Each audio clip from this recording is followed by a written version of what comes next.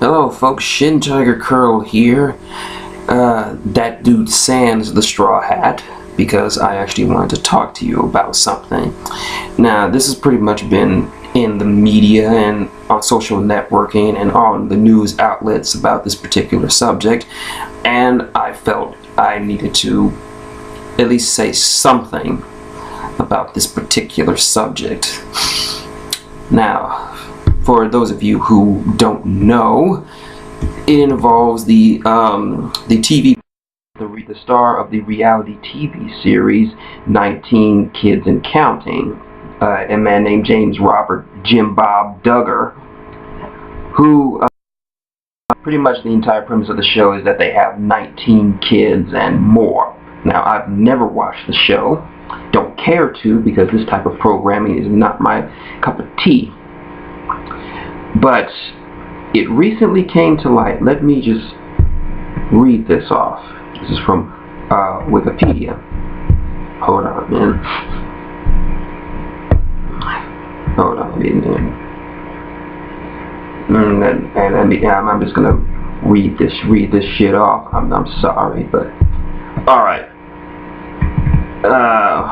Let's see. On May 19th, 2015, In Touch Weekly reported that Jim Bob had told the Arkansas State Police that his son, Josh Duggar, had molested 5 underage girls, including family members, 12 years ago when Josh was 14 and 15 years old.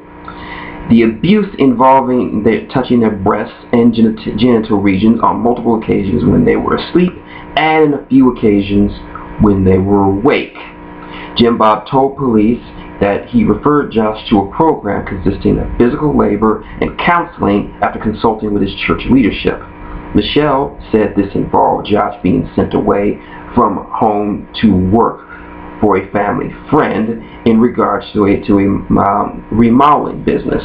Upon his return home, Jim Bob brought Josh to an Arkansas State Trooper, Jim Hutchinson, who Jim Bob was acquainted with.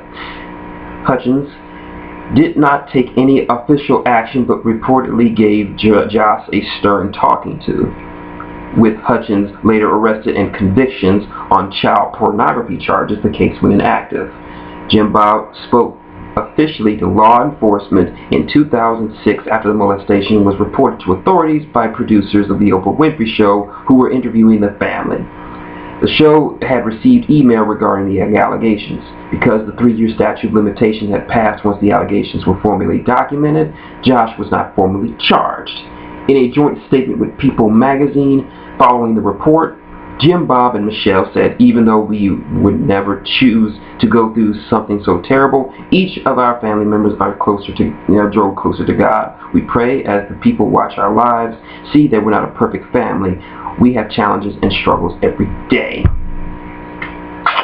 Now, I've read that article as well as many others regarding this particular situation, and I've seen people defend this guy, and it disgusts me. Not just that how the situation happened, but that the fact that people are defending this guy for effectively raping these little girls and taking their innocence away, something that you should never do. Now, a lot of people are saying, "Oh, it's all in the past, blah blah blah, it's all in the past. Judge not lest ye be judged." Jesus is the ultimate judge. God is the ultimate judge. So when it comes to judgment day, he's going to judge you, not these people. This is why I don't like modern day Christians. It's not that I hate all of them, I just hate these loud mouths who don't know anything about the world itself and just spill out this nonsense. I'm going to say this, and I'm going to mean it, try to say it as purposefully and meaningful as I possibly can. There's a thing called right and wrong. God has nothing to do with this situation. It's all about right and wrong, moral precedent, being morally upright to do the right thing. And you don't need a book to tell you this. And the fact that this guy got away with doing this, and all he got was pretty much a slap on the wrist. He said God forgives him, so it must be okay. It baffles me. These are the same people. These people who say that that God gave him forgiveness and he'll be on the right side when Judgment Day comes, whenever that comes, and everyone and he's going to be in heaven next to God because he asked God for forgiveness. They can say all this, but when it comes to gay and lesbian people, they're going to hell regardless of how good they are, regardless of the fact that they're in a loving, stable relationship and treat their kids great. It doesn't matter because they're gay, so they're automatically going to go to hell, and nothing they can say or do is going to change all that. It's so funny to me that that once again, when it comes to those of the Christian faith, when children are abused, the crime is just swept under the rug, and the perpetrators are not punished or brought to justice or face stiffer consequences for these actions, and the victims don't even get any proper justice. The people who defend this guy, they're saying, "Oh, what a nice guy he is. He's so upright and proper, and he begged God for forgiveness, and he came forward, and I don't even know why people are downplaying this. This happened in the past." You must not know what this does to children. This is not something that can be wrote. This is people want to say that this is just him being some childish mistake. Look, there are mistakes, and then there are crimes. I've done some mistakes in my past as a kid.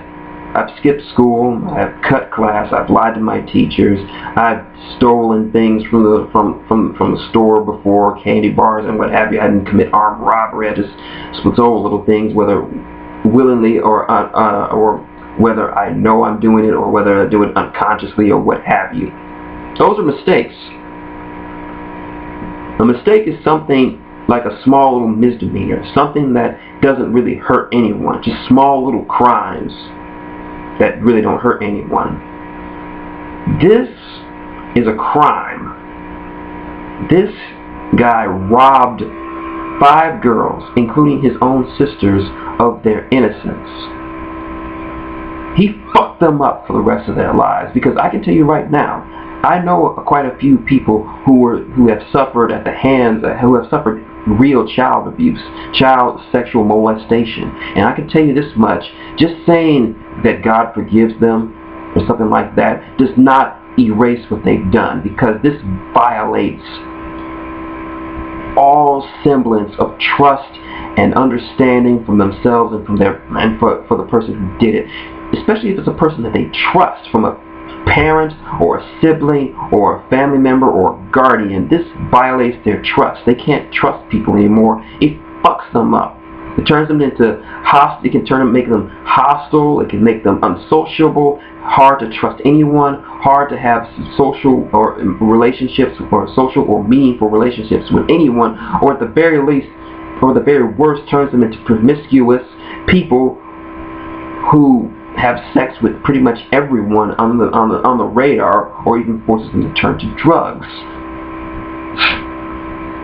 And this is not the type of thing that just can be swept under the rug and just no one's talking about the kids or these poor girls that have their innocence stolen away. No one's talking about them. It seems that every time this shit comes up when it comes to Christianity, it's like the kids don't matter. Look, it's like the kids' feelings and well-being don't matter at all, and as soon as someone brings God into the equation, it's all right. Well, let me ask you this. I'm gonna bring up Mike Brown again. Okay, Mike Brown stole a couple of cigarros from a convenience store. He didn't hold anybody up. He didn't kill anybody, but still, he got shot to death for it. And people were and people thought, whoa, he was a thug. He stole from the store. He deserved to die. That's what I've been hearing. But and also, what about that guy in the last couple of months was running from a police officer because he thought he was going to get him on back child support. Now, back child support is a major issue concerning fathers, and he should have at least been able to pay it. But he didn't deserve to get shot in the back 5 fucking times, and then having evidence planted on him to make it seem like he was assaulting the officer when he was running away from the officer, trying to get away from him. Did he deserve that? Did he deserve that punishment? But those same people who are defending this guy, they're like, oh, it's not our place to judge him. And they're the same people who are saying that gays and lesbians should go to hell and that black thugs should be shot in the street like dogs for doing minor crimes. I can tell you this much. If I did that shit, they wouldn't be coming to defend me. I'm black. They would throw me under the bus on top of a courthouse with an atom bomb dropped on it just to make sure.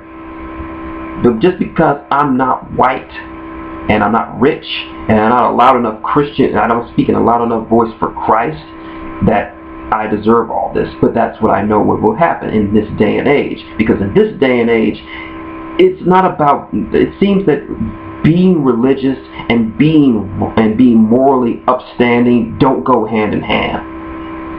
In this instance, people, as long as you put God in front of something, you can forgive anything. You don't have to suffer consequences.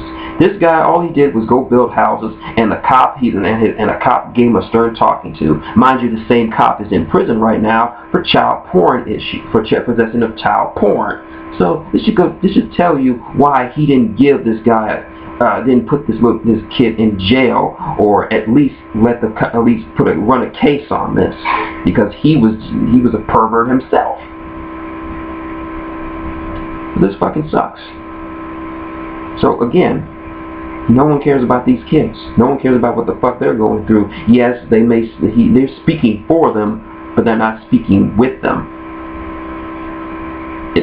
It is a shame. More so, not just the fact that they're saying this shit, that this family is basically saying is that they just swept this child molestation case under the rug, but then people are coming out to defend them with some of the most asinine line of logic ever. But wait a minute, I'm not even going to call it logic, because any logical human being would find this morally reprehensible.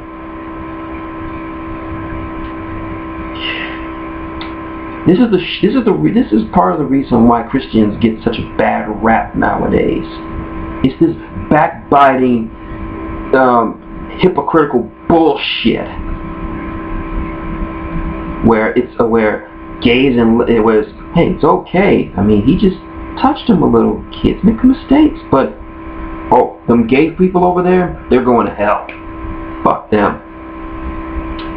Yeah, he's white. He's young and white. He was okay. I mean, he didn't deserve. He just went to go build houses, and he got a stern talking to. But Mike Brown, oh, he stole some cigarros. He deserves to die. Hypocrites. Now, I'm not saying the guy deserves to die for anything, but we need to set an example that all crimes should have consequences. This is what pisses people off, that he received no kind of punishment or no kind of retribution for this. He literally got away with abusing and destroying these kids' lives, all for basically just saying, God forgives me. That's all. So the point is, where do you draw the line? How long can you? Where is the line where forgiveness overrides doing the right thing or overrides the law? What if I decide one day to just go out and just start shooting 50 people at random, and then I just drop my gun and say, oh, God forgives me. Should I be punished for that crime? Or should these same people who are saying that let God judge them just let me go? Well, but hey, I'm not white and I'm not rich, so they probably just throw me under the bus.